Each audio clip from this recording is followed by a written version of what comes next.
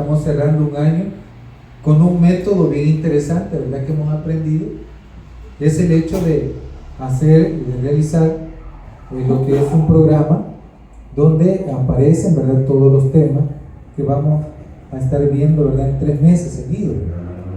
Y este día vamos a estar conociendo este tema, ¿verdad?, que es muy interesante. De hecho, se llama Jesús y la vida en comunidad.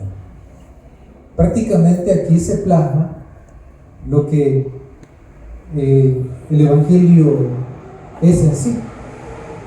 El Evangelio no es la memorización de textos bíblicos, que lo que hacen muchas veces los movimientos religiosos es acuñar una gran cantidad de texto bíblico que acuerpe lo que es su doctrina.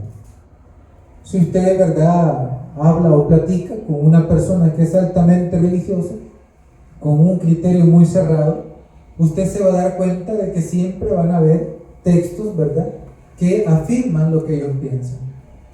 Y aquí vamos a descubrir que no es tanto la memorización, no estoy diciendo que no sea bueno eso, ¿verdad? Sino que vamos a comprender de que tiene que haber una actitud hacia, ¿verdad?, el mundo, hacia afuera, no estar acuñando tanto información, sino que también tiene que haber un momento donde tiene que sacar a la luz aquella fuerza, aquel poder que ha venido a nosotros.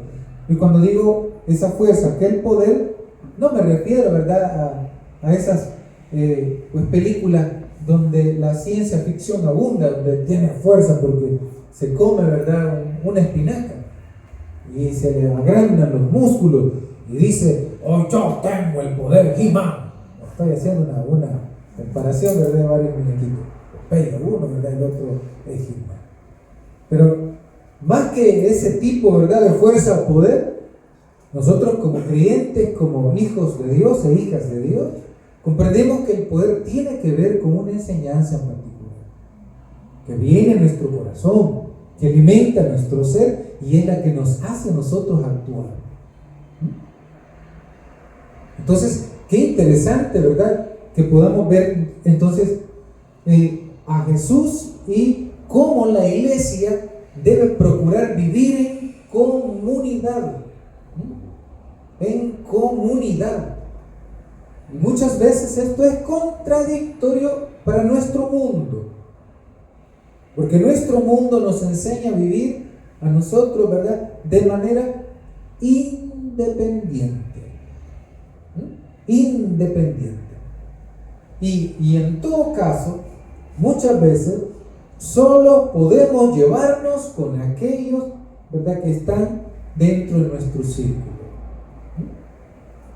Entonces, lo que vamos a conocer este día tiene que ver con el hecho de prestar nuestra vida, de llevar nuestra vida conforme a lo que Jesús nos ha enseñado al mundo.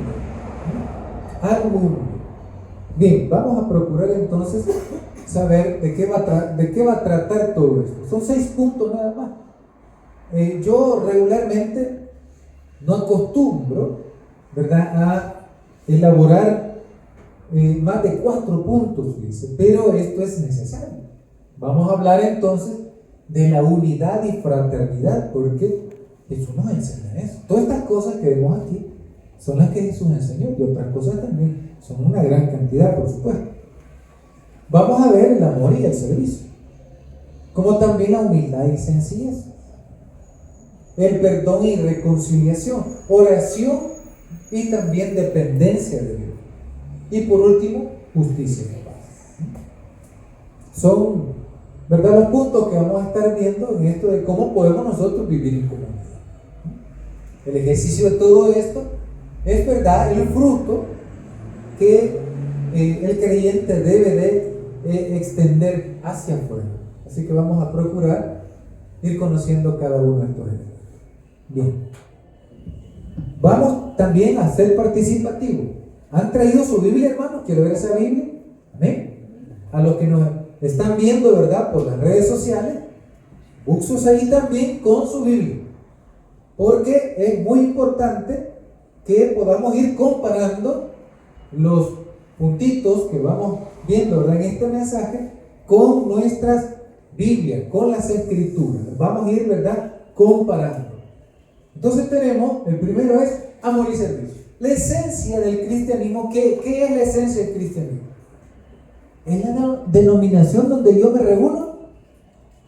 El nombre, ¿verdad?, que le ponen, el rótulo que le ponen a la iglesia, ¿esa es la esencia del cristianismo? No. Eso es lo que se llama, ¿verdad?, la institución a la que nosotros pertenecemos, la organización, cual sea la que nosotros, ¿verdad?, en la que nosotros nos encontremos. Puede ser católico, mormón, testigo de Jehová, puede ser, ¿verdad?, evangélico, bautista, adventista y un montón, ¿verdad?, de nombres que ha habido y por haber. Y si nos vamos a otras religiones, igual, ¿verdad? Nos encontramos con los musulmanes, con los judíos, con los Hare Krishna y un montón, ¿verdad? Hay más de 3.000 religiones en el mundo. Una gran cantidad. Y uno desconoce tanto de eso. Hay religiones hinduistas que a ellos, hermanos, se les ha enseñado cuidar la vida en su plenitud, a tal grado que algunos van barriendo el camino por donde van pasando para no patear a las hormigas, porque creen en la reencarnación. No vaya a ser que mate a alguno, ¿verdad?, que está reencarnando y después me vaya mal a mí, dicen. Y van limpiando el camino. Esa es una enseñanza bien profunda en cuanto a la realidad de la vida en su complejidad. Entonces tenemos amor y servicio. Y aquí encontramos, por supuesto, esto que enseñó Jesús. Mire qué importante es, porque Jesús nos enseña con sus palabras, pero también con sus gestos. Jesús no solo es palabras, como muchas veces se le ha enseñado, ¿verdad?, cristiano, especialmente al cristiano, digo, con mucha objetividad, con mucha propiedad, en relación al cristiano evangélico o protestante, que nos compete a nosotros. ¿Y por qué decimos esto? Porque le damos un énfasis a la palabra, a la emoción, y decimos: qué bueno estuvo el culto anoche. No, hombre, yo sentí la presencia de Dios, dice la gente. Yo sentí que Dios estaba conmigo. Pero aquí nos vamos a dar cuenta, mis queridos hermanos, que eso va más allá de una emoción. No estamos diciendo que la emoción no tenga cabidez, no tenga cavidad dentro del contexto de la comunidad. Sí tenemos emociones, sí nos conmocionamos, ¿verdad?, cuando sentimos la presencia de Dios. Pero más allá de eso, encontramos a Jesús enseñando verbalmente, pero también con sus acciones, obrando en bien de la vida. Y eso tiene que ver con el amor. El amor no es solo sentimiento.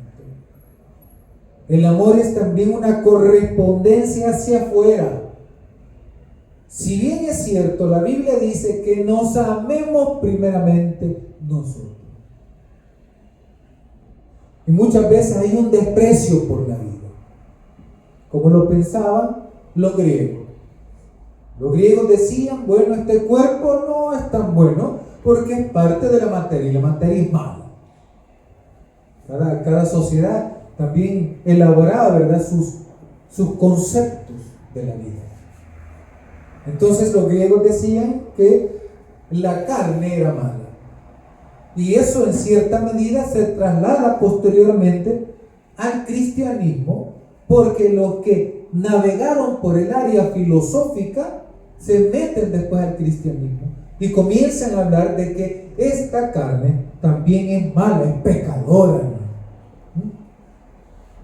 Entonces, al contrario, En las Escrituras, en especial el Evangelio de Juan, nos habla acerca de que el Verbo se hizo carne, dándole validez a la carne, al cuerpo, porque es hecho por Dios. No ha sido hecho por el demonio el hombre, ha sido hecho por Dios. Entonces tenemos el primer texto, ¿verdad?, que nos va a ocupar en este momento.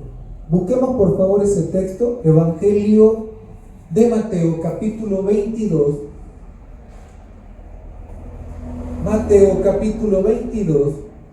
Si hay alguien que lo tiene, por favor, me lo lee. Versículo 37. Amén. Tenemos, bueno, cualquiera. Léelo fuertecito. Jesús le dijo: amarás al Señor tu Dios con todo tu corazón, con toda tu alma y con toda tu mente. Hay 37. Sí, al 39. El 29, ¿verdad? Sí. Este es el primero grande mandamiento. Y el segundo es semejante: amarás a tu prójimo como a ti mismo. Mire qué bonito, hasta ahí nomás. Amarás a tu prójimo como a ti mismo. Y no hay ejemplo más grande. La Biblia señala, hermano, que Él es el origen del cristianismo. Jesús es el origen del cristianismo. No fue Pablo. Pablo aprendió de Jesús. Todos los apóstoles aprendieron de Jesús. A Pablo, cuando quedó ciego, lo instruyó un hombre que conoció a Jesús. Y aparte de aquel lado místico que presenta en verdad de Pablo, Pablo aprendió, hermano, de mano de aquellos que habían conocido a Jesús. Y de hecho, algo que impactó a Pablo tiene que ver con esto. Porque Pablo perseguía a los cristianos. Pablo se fija que aquel grupo de hermanos y hermanas que se congregaban teniendo de referente a Cristo, tenían un concepto de la vida totalmente diferente. Y el encuentro con esa comunidad también le hace reflexionar sobre su fe.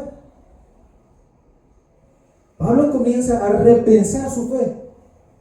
Todos aquellos conceptos que había aprendido del judaísmo comienzan, hermano, a tambalearse. Porque lo que le habían enseñado a él estaba, hermano, enfocado en la agresión, en una forma mezquina del pensar la fe. La veían como una amenaza.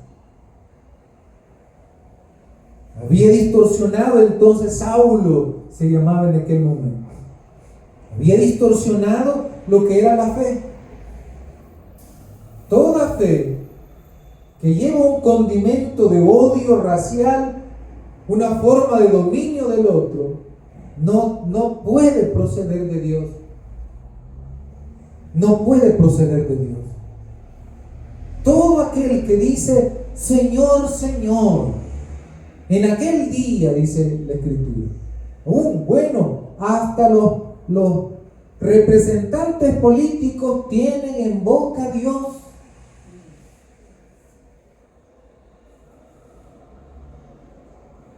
¿Eso les hace a ellos ser representantes de Dios? No. Solo quieren congraciarse con los religiosos. Como lo hizo Constantino, ¿verdad? Cuando supo que la mayoría de los religiosos en su tiempo eran cristianos. Y por eso, entre comillas, se convirtió el cristianismo. Porque hizo un ejército con los cristianos. Bien. Tenemos entonces, ¿verdad?, que no solamente debe ser el concepto. El concepto, hermano, es como cuando uno le enseñan las tablas de multiplicar. El día de ayer estuvimos platicando con una hermana que nos ha ayudado bastante, ¿verdad?, a adquirir lo que son los regalitos también para los niños que vamos a entregar este día. Y ella es bien dada a las matemáticas. Dice que no le costó aprenderse las tablas. Y a uno no le costó, ¿verdad? Y ahí estaba el psicólogo a la par, ¿verdad? A ver, cualquier parece pura coincidencia. Tenemos entonces, ¿verdad?, en el Evangelio de Mateo, el amor que debe de comprenderse conceptualmente, pero hay que llevarlo a la práctica. Este amor se manifiesta en el servicio a los demás.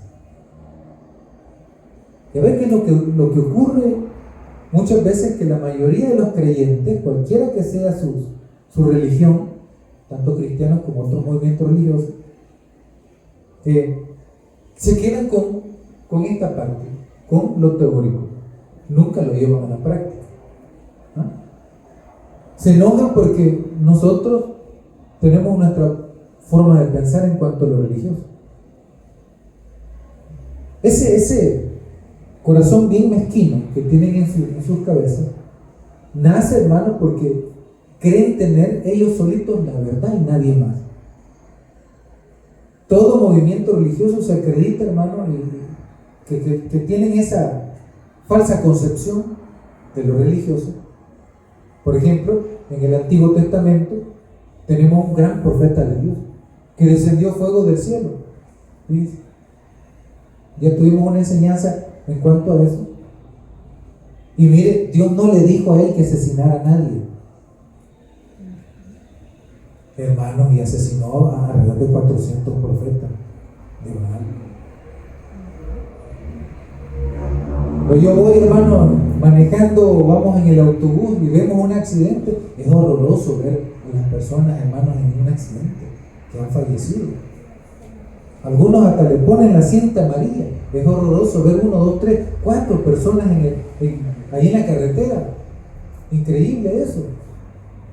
Imagínense ver a 400 personas asesinadas por otro profeta. Eso fue horrible, usted. ¿Le dijo Dios a él que los asesinara? No, es una cuestión que le nació en su corazón. ¿Por qué cree usted que salió huyendo después? Porque sabía lo que había hecho. ¿Y sabe qué quiso allá en un monte donde estaba bien escondido? ¿Qué quiso allá? Señor, llévame. ¿No?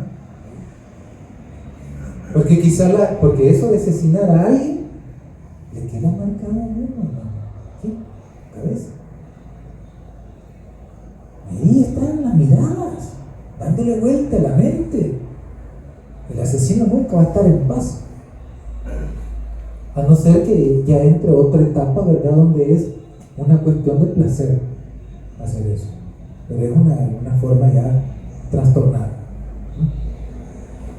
Entonces tenemos, este amor se manifiesta en el servicio a los demás, como cuando lavó los pies a sus discípulos. Busquemos ese otro texto, por favor. Evangelio de Juan, capítulo 13, versículo 14 y 15. Aquí vamos a explicar algo. Pues si yo, el Señor, el Maestro, he lavado vuestros pies, vosotros también debéis lavar los pies los unos a los otros. Porque ejemplo os he dado, para que como yo os he hecho, vosotros también hagáis. Dice que esto es bien curioso, porque este pasaje bíblico habla de el lavacro, ¿verdad? Un poquito de agua, es una cultura, ¿verdad?, de aquel momento, donde las personas que andaban caminando, ¿verdad?, en aquellas calles polvorientas, calientes, y andaban con sus sandalias, en buen salvadoreño el caite, andaban en su forma, ¿verdad?, de aquel momento, sus pedacitos de ir el caite. Entonces, cuando entraban ellos a una casa, venía el sirviente de la casa, y el señor de la casa le hacía, ¿verdad?, ciertas señas a él para que lo atendiera. Y salía con, esta expresión muy severa, salía con una pailita llena de agua y ya se sentaba, ¿verdad?, a los pies de la persona y comenzaba, ¿verdad?, a lavarle los pies a la persona. Esa era una forma que en aquel momento, ¿verdad?, era cultural. y le echaban un poquito de aceite en su cabeza y le hacían un masajito para refrescar lo caluroso, ¿verdad?, que era aquel momento. Entonces eso era cultural.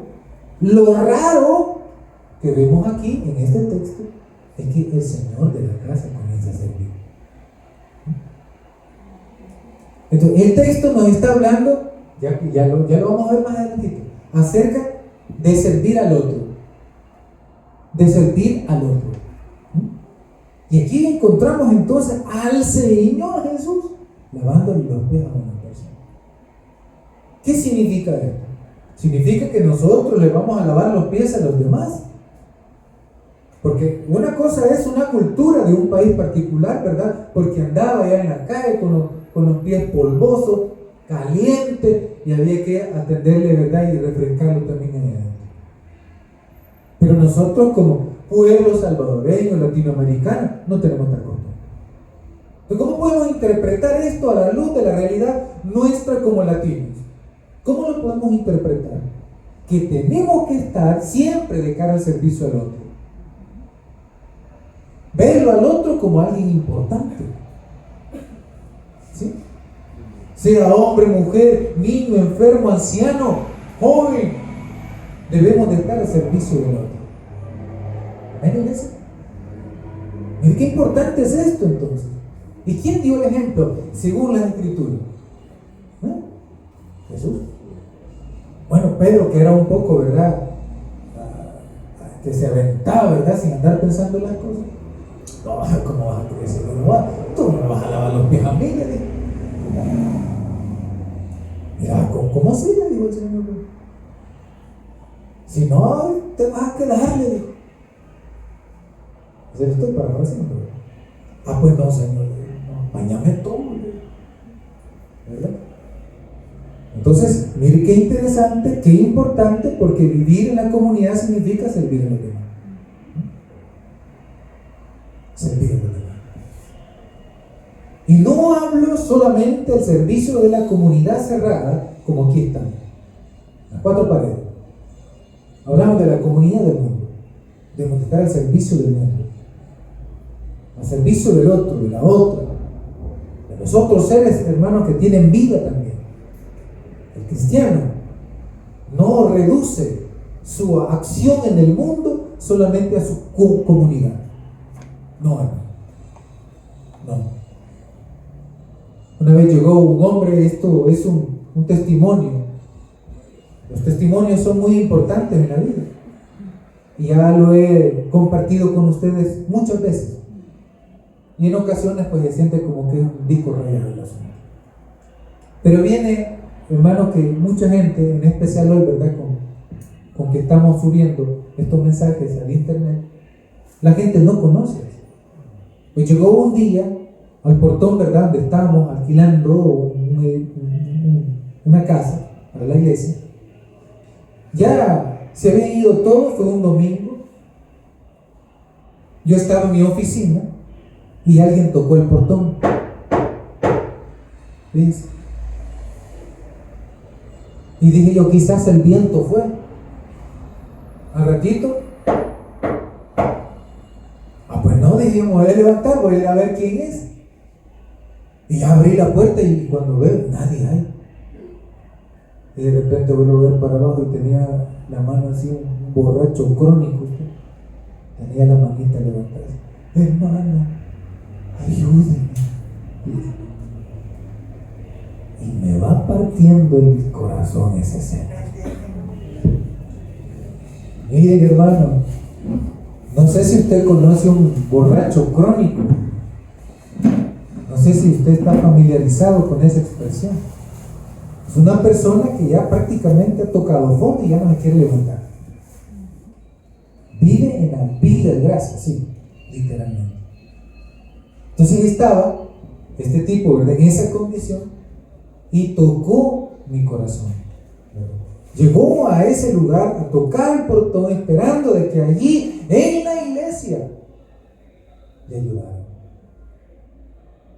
Y como todos sabemos, ¿verdad?, que no se bañan, no se cambian, malolientes, ¿verdad?, malcriados. enojones, entre otras cosas. Pues bien, dije, hay que ayudarlo. Ya lo levanté, hermano, como pude. Y le dije yo, hermano, métase, hermano, quítese la ropa, la saca acá, le dije, y le voy a dar otra.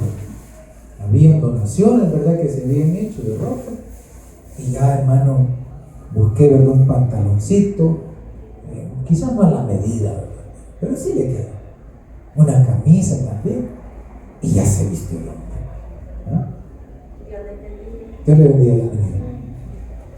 Entonces, lo que trato de decir es de que ese hombre fue, hermano, levantándose de a poco. Esa mano amiga que encontró en el camino, que, hermano, no se preguntó de qué iglesia era, qué denominación o qué religión era. Simplemente se le ayudó. Allá pasaron los meses y los años. Ya nos habíamos movido de ese lugar nosotros y estábamos en otro local. Ese otro local tenía cerca varias iglesias, hermano, y había una hacia la vueltecita que era la iglesia, una iglesia católica.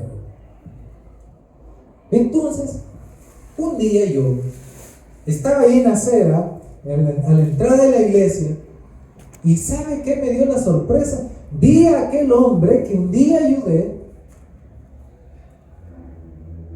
caminando en la acera, cuerdo, en sus cabales, bien vestido, bien peinado, con su señora de la mano. ¿Para dónde iba? Para la iglesia. ¿A cuál iglesia? A la católica. ¿Sí? Pero me dio un gozo ver eso. Me dio un gozo ver eso, ¿verdad? Entonces, cuando nosotros hablamos de amor y servicio, a eso nos referimos. Que tenemos que tener una actitud hacia afuera. Si bien es cierto, lo primero es nuestra casa. Tratar de conocernos entre todos y ver cómo nos ayudamos entre todos. Muchas veces dentro de la misma iglesia nos da pena hablar de aquellas necesidades que tenemos. Y en ocasiones, y por no decirlo casi todo el tiempo, los pastores, los líderes religiosos, nunca hablan de la necesidad del hermano o de la hermana. Hablan de la necesidad de la iglesia, para que den más bien, para que den, hermano, una colaboración extra, una ofrenda más alta. Pero casi no se habla de la necesidad del otro. Y es algo importante también. Amén, iglesia. Entonces, aquí encontramos, ¿verdad?, Jesús obrando, siendo el ejemplo máximo. Jesús no se queda solamente memorizando versículos bíblicos para que refuercen mi doctrina. Jesús no solamente se pone a hablar, ¿verdad?, y que esto es lo que nosotros vamos a defender, porque esta es la verdad verdadera. No. Jesús hizo la palabra viva. O sea, le echó a andar, la puso en práctica. La palabra viva tiene que ver con eso, poner en práctica lo que nosotros aprendemos. Amén, iglesia. Sin eso no tiene sentido el cristianismo. Un cristianismo que solo vive memorizando, ¿verdad?, para poder refutar a cualquiera con sus argumentos, es un cristianismo muerto. O sea, no es cristianismo. ¿Qué más? Unidad y fraternidad. La unidad es importante para la iglesia. Unidos somos fuertes, desunidos débiles. Los lobos hacen eso. Aquí no tenemos lobos nosotros en El Salvador. Tal vez algún coyote, pero no es aquel que va a pasar al inmigrante. Pero los lobos son bien inteligentes. Ellos tratan de separar al animalito de la manada. Y ya sin la manada, ya es una presa fácil. Tiene que haber unidad. Y en esa unidad tenemos que conocernos. Es importante conocernos nosotros, como iglesia. Saludar al hermano, saludar a la hermana y procurar, ¿verdad?, esa fraternidad. Jesús promovió la unidad entre sus seguidores, destacando la importancia de vivir en armonía y apoyarse, oiga bien, mutuamente. ¿Ven, iglesia? Miren qué bonito. Y apoyarse mutuamente. Busquemos esos textos del Evangelio de San Juan, capítulo 17, versículo 21. Rapidito, por favor. Miren qué bonito lo que dice la Escritura.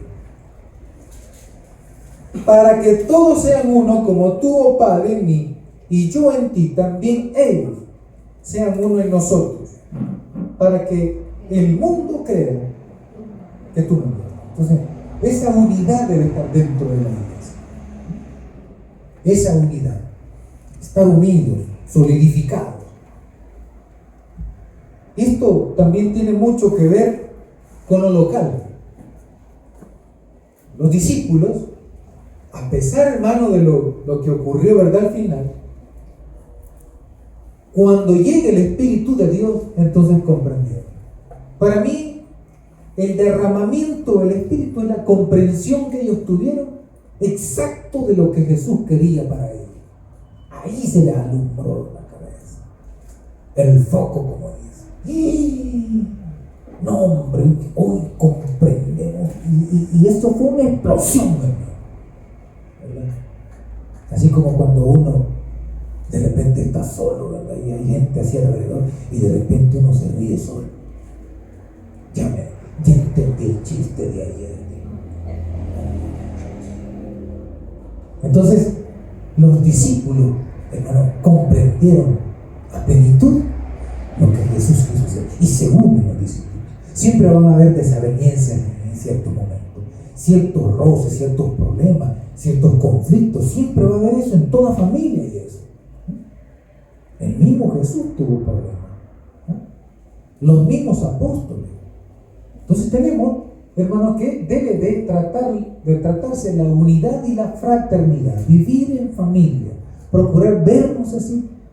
De hecho, cuando nosotros usamos ciertos conceptos, decimos hermano, hermana, aunque no seamos hermanos de verdad, consanguíneamente hablando. Pero ese hermano y hermana debe tener sentido para nosotros. ¿Amén, iglesia? Bien.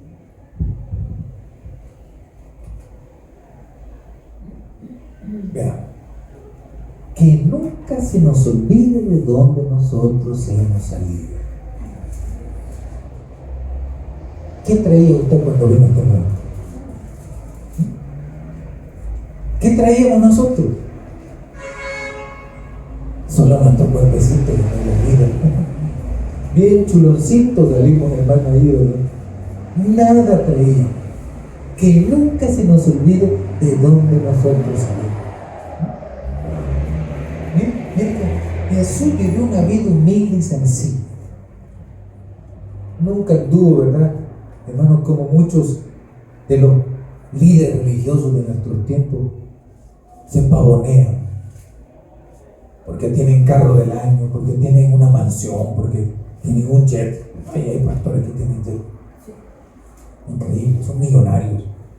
Y solo de eso, en esos calibres hablan ellos. Solo hablan, hermano, de cuestiones económicas elevadísimas. Entonces, mire qué interesante, que Jesús nunca hizo eso.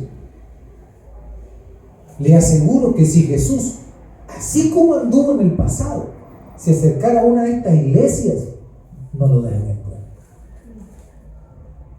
No lo dejan entrar. Esto no significa que no va a andar también, hermano, en la vil calle, ¿verdad? Así, teniendo su ropita, ¿verdad? Allí en su casita y pudiéndola lavar y no la lava. Entonces es muy importante esto. O sea, estamos hablando de vivir en comunidad, pero tratarnos con respeto todos. Y es que delante de Dios no hay rico ni pobre. Es el hombre quien ha construido ese mundo así. Delante de Dios todos somos por igual. Amén, iglesia. Entonces, mire qué interesante. ¿De dónde hemos salido nosotros? Que nunca se nos olvide eso. Mire, humildad y sencillez. Mateo 20:16. ¿Qué dice? ¿Quién me lo lee, por favor? Con voz fuerte, por favor. Amén. Solo uno. Así los primeros serán postreros y los postreros primeros, porque muchos son llamados, mas pocos escogidos. Mire qué interesante. La Biblia, hermano, pone en tela de juicio muchas veces. En mi nombre sacaron fuera demonios. Pero después dice, nunca los conocí. Oiga, nunca los conocí. No, si hay gente, hermano, que se ufana de ser hijos de Dios. Se ufana de ser hijos de Dios. Y la negación a sus palabras son sus actitudes en cuanto al otro.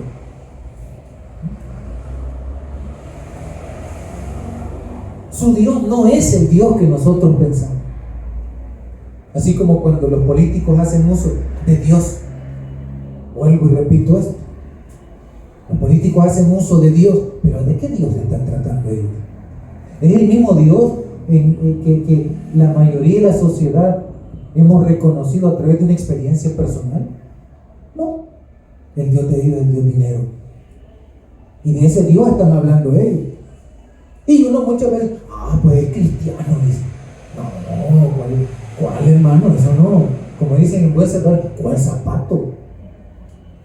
El Dios dinero. Ese es el Dios dinero de ellos. A ellos alaban, a ellos les sirven. Ellos, estos, los políticos y aún cristianos, líderes cristianos, tienen, ¿verdad?, detrás de ellos a un Dios que no es el Dios que la mayoría hemos conocido a través de la experiencia. El Dios dinero. Es bien peligroso eso. Entonces vemos a Jesús, un carpintero. Vemos a Jesús con sus discípulos en la calle, caminando normalmente. Allá estaba el sumo sacerdote. El sumo sacerdote es el equivalente al Papa de hoy. El sumo sacerdote es el equivalente al pastor general de una organización grande. ¿Sí? En aquel tiempo, allá estaba el sumo sacerdote. Una gran mansión ese hombre. Un montón de servidores. Pero de repente, Dios se manifestó. Y le voy a decir algo. Dios no se manifestó en la casa del sumo sacerdote, ni siquiera en el templo grande y majestuoso que había sido mandado a construir por un político llamado Herodes. ¿Sabe dónde se fue a manifestar Dios, hermano? ¿A dónde cree usted que fue a manifestar Dios? Allá había un pobrecito que alguna gente lo veía, este tan loco. ¿Y quién es? Juan Bautista. Allá estaba el hombre galileándose, porque como la voz del desierto, no tenía micrófono. Allá estaba galileándose el hombre. Vengan, conviértanse, vuélvanse a Dios, dejen lo malo, hagan bien, hagan justicia, abandonen la maldad. Allá estaba el hombre galileándose. Nadie le decía eso. De repente los más despiertos comenzaron a ver sus oídos y dijeron, aquí está pasando. Comenzaron a escuchar la voz de Dios en aquella persona.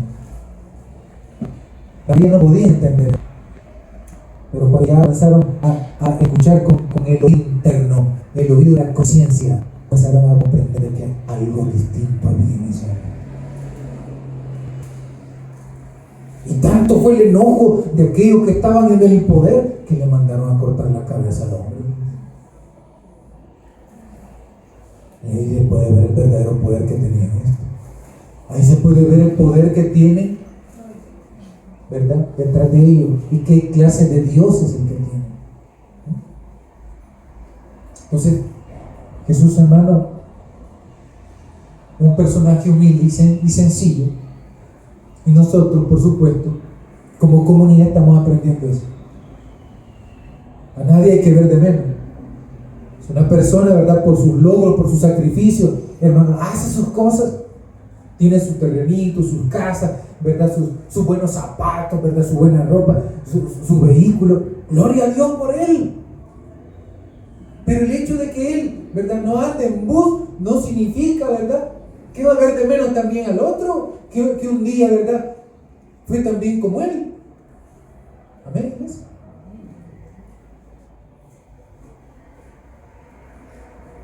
Entonces, miren qué interesante, porque nos manda que nos veamos todos por igual, que procuremos amarnos entre nosotros, que no veamos a nadie superior a otro. Bien, perdón y reconciliación.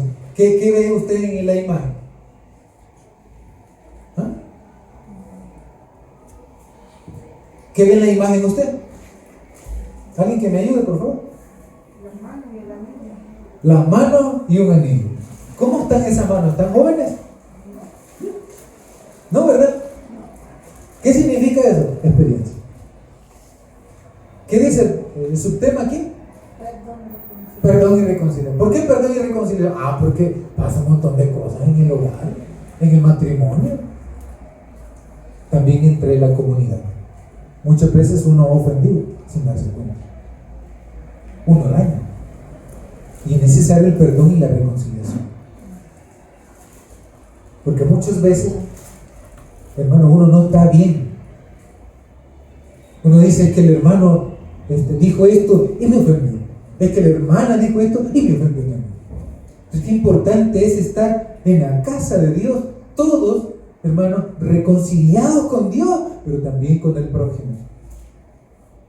Amén, iglesia. ¿Quién me lee Mateo 18, 21 y 22? Son 2 versículos más. Rapidito, porque ya el tiempo nos está avanzando. Amén. Solo uno. Entonces se le acercó Pedro y le dijo: Señor, ¿cuántas veces perdonaré a mi hermano que pequé contra mí? Hasta 7.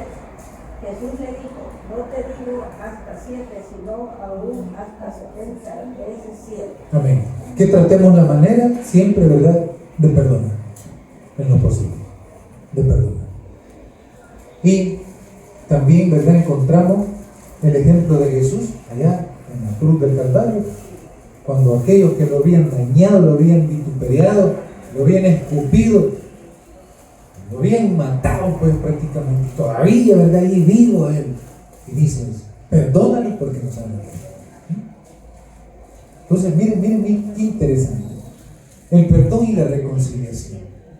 Por supuesto, hay perdones, hermano, que uno debe de considerar bastante, ¿verdad? Que uno debe de considerar. Por ejemplo, tenemos, hermano, un caso particular de un asesinato. Uno debe procurar, hermano, tener una sanidad interior, porque si yo soy padre de aquel, madre de aquella, yo tengo que considerar, hermano, un perdón en mi interior por cuanto yo me estoy dañando. Y que uno es el que se daña. Quizás la otra persona fue capturada, se llevó un proceso penal y allá está, ¿verdad?, preso. Está pagando, ¿verdad?, su acción a través de la ley. Pero yo no estoy a gusto con eso.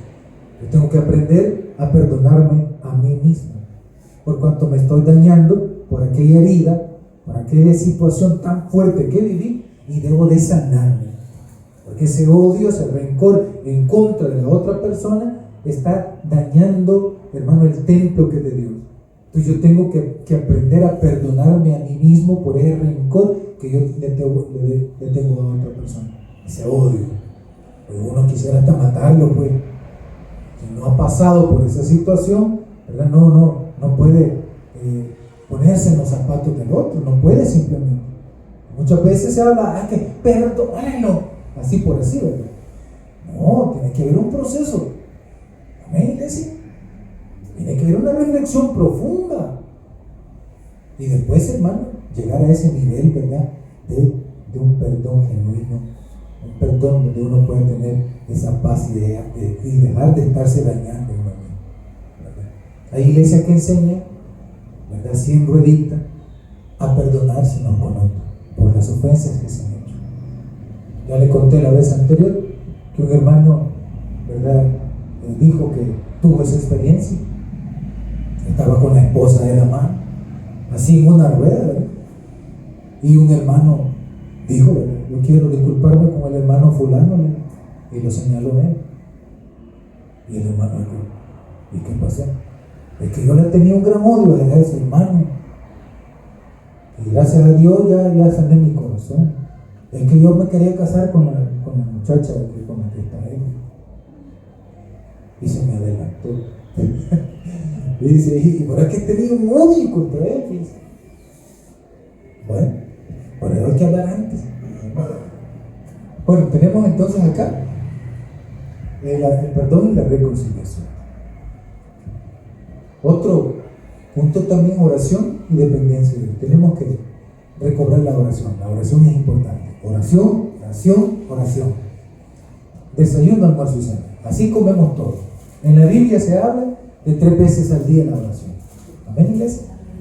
3 veces al día. En la mañana, cuando recién, ¿verdad?, despertamos, nos encomendamos a Dios, nuestro trabajo, nuestras acciones, todo. Al mediodía igual, ¿verdad? Así como comemos en todos los espacios, hermanos, que tenemos, así también hay que orar y hay que darle gracias a Dios. Ahora bien, muchas veces uno ora más de 3 veces en el día. Eso no es ningún pecado. Pero hay que ir en oración. Vamos a ver qué dice Mateo capítulo 6, versículo de 9 en adelante. Uno que nos ayude con la lectura. Solo uno. Vosotros pues oráis así: Padre nuestro que estáis en los cielos. Gracias, hasta ahí nomás. Considero yo que todos conocemos la oración, ¿verdad?, que Jesús les enseñó a sus discípulos. Jesús era un maestro, un rabí. Y los discípulos se acercan y le dicen: Señor, enséñanos a orar así como el maestro Juan. Como Juan también era considerado así como Jesús, como maestro. Les enseñó a sus discípulos: enséñanos a nosotros a orar. Y no, Jesús sí les enseñó. Tienen que tratar de orar así. Hay oraciones especiales, especialmente cuando hay peligro de muerte. Cuando Jesús oró en el Getsemaní, no oró el Padre Nuestro. Pero le está bien preocupado el Señor. Señor, que pase en esta cosa. ¿Verdad? Sencilla la oración. Muchas veces nosotros no necesitamos, ¿verdad, hermano, adornar tanto, ¿verdad?, aquella petición que vamos a elevar delante de Dios.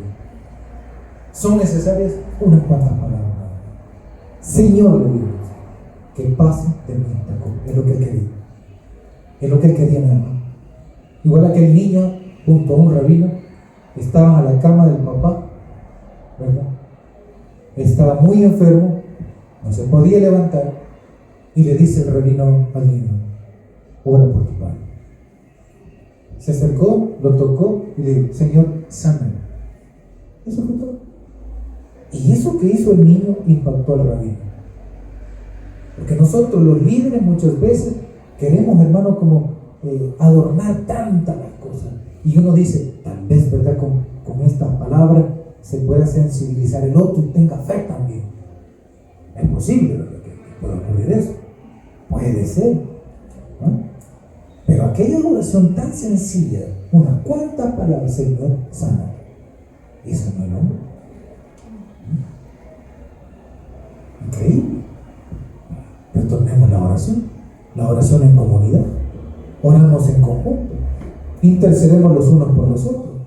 Cuando esté en su casa, ore por los hermanos de nuestra iglesia. Ore, hermano, por los que no están llegando. Ore por los enfermos. Ore por aquellos que están estudiando. Ore por los que no tienen trabajo. Ore, hermano, ni tanto por orar.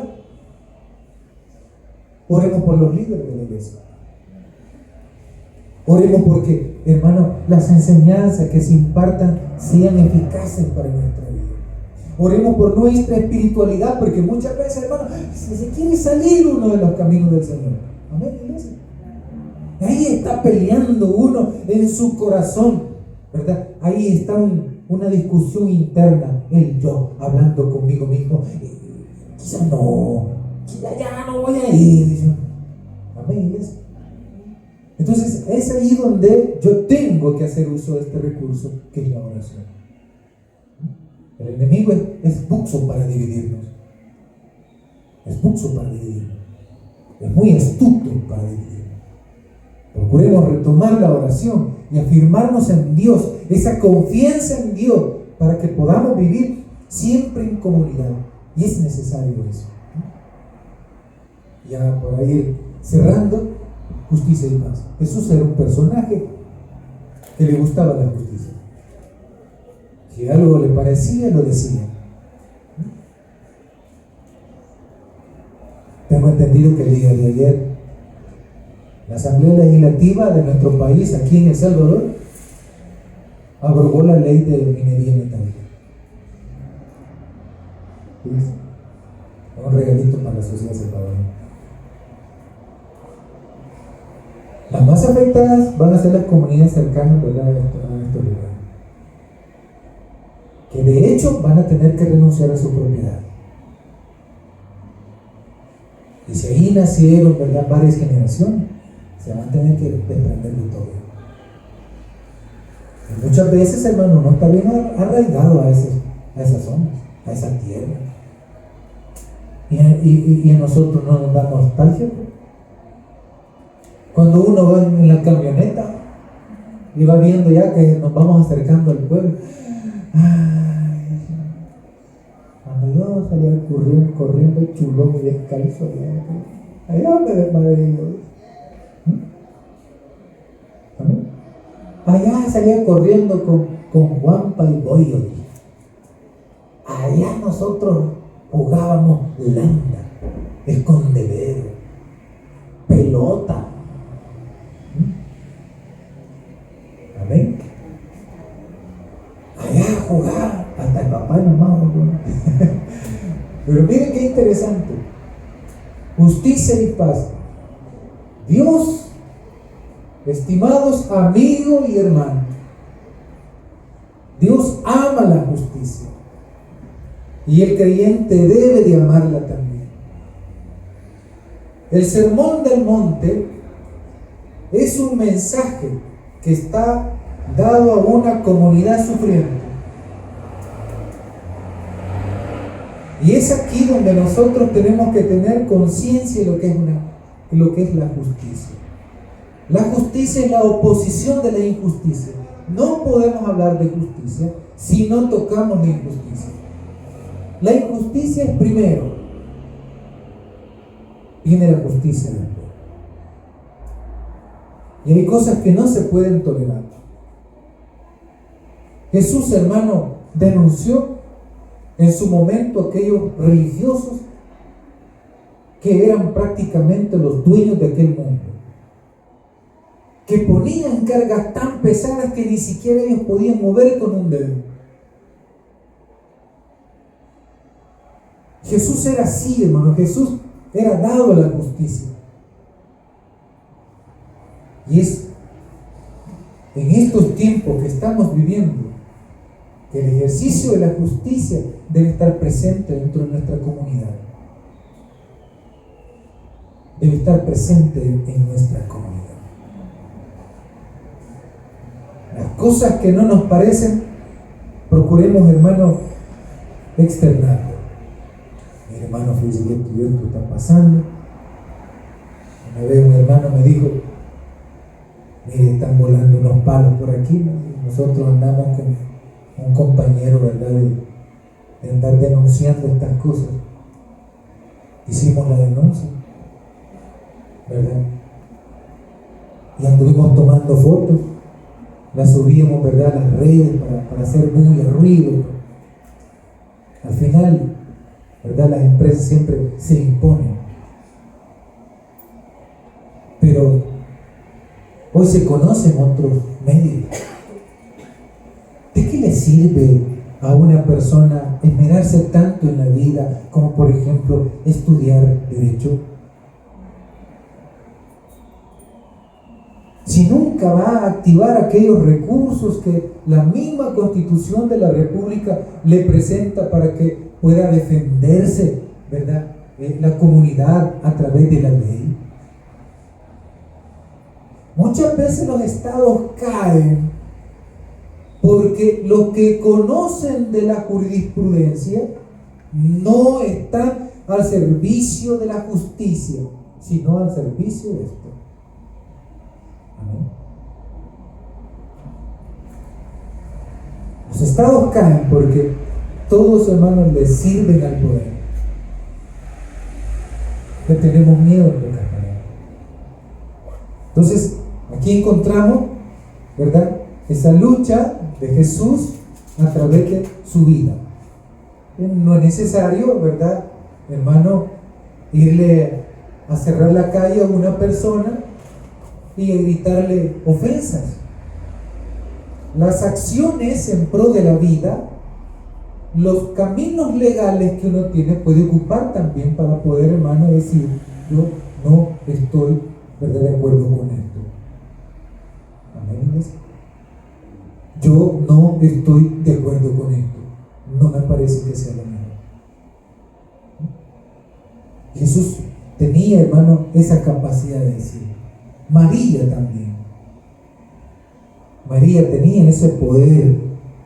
José, podemos ver que Jesús, hermano, imita al Padre. Pero es esa vida en comunidad. No nos gusta la justicia. Procuremos entonces cuidar lo que es, hermano, la justicia. La injusticia es mala. No debemos abrazar la injusticia, sino la justicia. El que ejerce la justicia, como vamos a ver acá, alguien que me lea Mateo 5:9, por favor, rapidito, y con esto terminamos. ¿Ven? Mateo 5:9. Bienaventurados los pacificadores, porque ellos serán llamados hijos de Dios. Porque ellos serán llamados hijos de Dios. Bienaventurados los pacificadores. Hay guerra en el mundo. A la gente le gusta ponernos en pleito unos con otros. Los políticos son cada vez más, hermanos, diestros en eso. Ponen a los grupos sociales unos en contra de otros. Amén, iglesia. ¿Y qué crea eso? Una, ¿verdad?, desunión. Ya no hay fuerza. Por esa razón es bueno ver este mensaje, ¿verdad? La vida en comunidad a través de Jesús, que, hermanos, unidos somos fuertes. Y también una sociedad unida es fuerte. Hay elementos que nos van a unir a todos, no necesariamente tenemos que coincidir en todo, pero van a haber elementos que pueden unirnos a todos y poder, hermano, decir: bueno, apoyo, ¿verdad?, tal cosa, estoy de acuerdo con esto o no estoy de acuerdo con esto, ¿verdad? El creyente, el cristiano, se refleja también por medio del ejercicio de la justicia, ¿verdad? Jesús, como lo repito, hizo, hermano, alusión a esto y defendió a los niños, defendió, ¿verdad?, a los más necesitados de su momento. Nos quedamos hasta acá y hacemos una oración. Bueno, gracias a Dios por este tiempo que nos ha dado. Gracias, Señor, porque nos ha permitido conocer este tema de la vida en comunidad. Sabemos que no es fácil, Señor, pero tampoco es imposible vivir en comunidad. Bendiga nuestra comunidad. Esta comunidad, Señor, que tú nos has permitido tener ya desde hace varios años. Bendiga cada familia, nuestros hijos, nuestros nietos. Bendíganos a todos. Bendiga a mis hermanos, aquellos que están pasando por alguna necesidad de salud. Bendígalos. Es un buen momento para meditar, para orar juntos como iglesia. Esto es parte de la convivencia en esta comunidad. Es el momento de unirnos. Es el momento de interceder unos por otros. Que tú bendigas, mi Señor, a los jóvenes de la iglesia, a los niños, a cada familia que asiste. Bendígalos en lo económico, bendígalos, Señor, en la salud, sánalos, ayúdales, mi Señor, en sus estudios, con este cierre de año, que puedan tener una bonita, Señor, un bonito cierre del año. Que tú nos bendigas a todos. Aquellos hermanos que han dejado de venir, Señor, donde quiera que estén, Señor, te lo entregamos en tus manos. Bendiga esta comunidad, Señor. Bendiga esta iglesia. Quizás no seamos miles en vida, pero somos los que tú quieres que nos sigamos instruyendo en tu camino. Somos pocos, Señor, pero tu presencia está con nosotros. Y por eso te alabamos y te exaltamos. Y sabemos que tú eres Dios, que para siempre es tu misericordia. Que nunca nos has abandonado, a pesar, Señor, quizás de nuestros pecados. No nos has abandonado, has estado con nosotros, en las buenas y en las malas.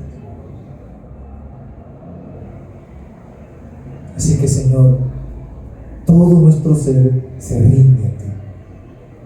Gracias por esta comunidad, gracias por nuestros líderes, gracias, Señor, por cada hermano o hermana. Bendito sea, Señor. Bendito sea, ayúdanos a convivir mejor unos con otros. Bendito sea, Señor. Te vengo a decir, oh mi Salvador, que yo te amo a ti, que yo te amo a ti con el corazón. Te vengo a decir toda la verdad.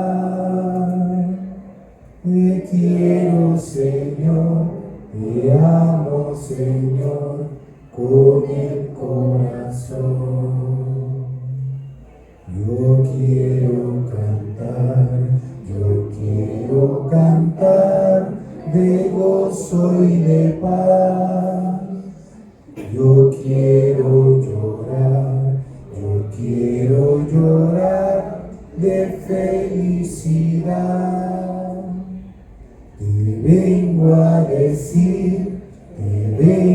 decir toda la verdad. Te quiero, Señor, te amo, Señor, con el corazón. Te quiero, Señor, te amo, Señor, con el corazón. Gracias, Señor, por este tiempo que nos ha regalado. No se olvide que somos almas necesitadas. Así que todo nuestro ser está para que tú habites en nosotros. Que tu palabra, Señor, se vuelva viva en nosotros. Que podamos y aprendamos a apreciar a nuestra comunidad. Esta iglesia que tú nos has regalado. La bendecimos en su nombre. Y en tu nombre oramos. Amén. Y amén. Le damos un fortísimo aplauso al Señor.